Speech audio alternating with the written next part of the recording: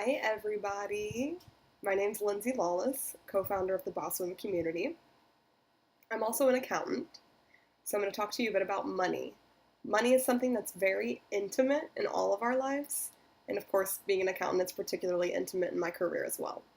So I'm going to talk to you about money mindset.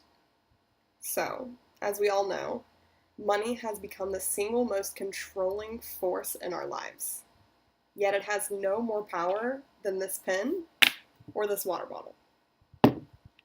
So this is because money has the power that we assign to it, and it's time that we take our power back. You see, we created money. It was thousands of years ago, so we often forget. However, we were the ones that invented money. Contrary to popular belief, money is not inherently evil. Money is a reflection of us. It can be used to do great, beautiful, incredible, wonderful things, and it can also be used to inflict pain, suffering. No, I don't mean that those of us that have a lot of money are wonderful and those who don't have a lot of money are bound to suffer. Regardless of your socioeconomic position, we all have deeply conflicted relationships with money. When you boil it down to its core, the fundamental issue is actually not money itself. It's the illusion of scarcity. I'm going to say that for you one more time. It's the illusion of scarcity. Scarcity, as a result of fear tactics, is very deeply ingrained in our culture. And I don't just mean American culture.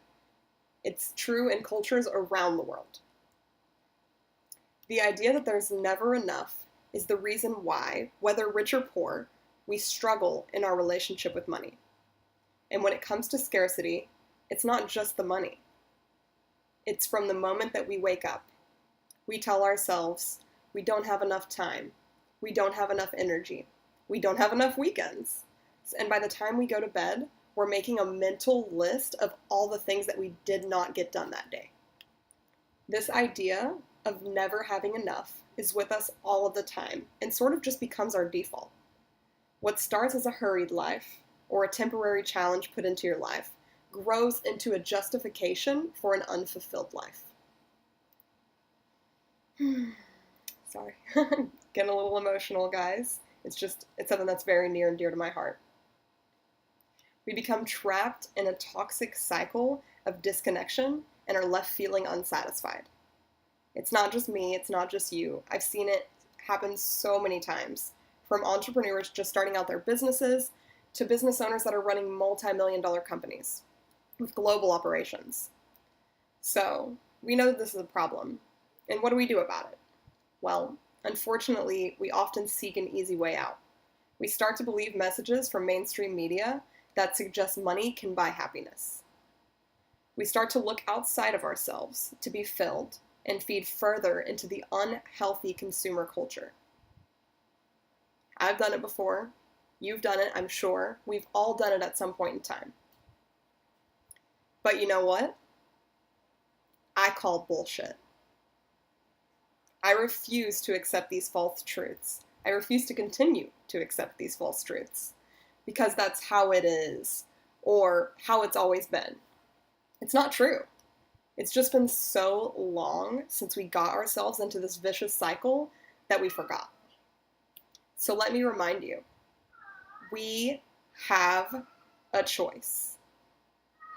A choice about whether or not to buy into these ideas and let it rule our lives. One more time for you. We have a choice. We often, so many of us, have heard about this abundance mindset in contrast to scarcity mindset. So, for example, try these 5 tips to transition from scarcity to abundance mindset. We hear this in relation to meditation, spirit work, etc. It's often sold in a easy fix solution package in marketing schemes. But what is it really all about? World-renowned author and humanitarian Lynn Twist refers to something a little different, the idea of sufficiency. In her book, The Soul of Money, she talks about this in intimate detail. So what is sufficiency? Sufficiency in this context means that while resources are in fact finite, we do have enough. There is enough to go around. And most importantly, we are enough. So I urge you, examine your relationship with money. It can be a place of greed. It can be a place of jealousy. It can be a place of destruction. Or it can be a place where you display your strengths, where you integrate your values and align with your higher calling. In that transformation, we give money its soul.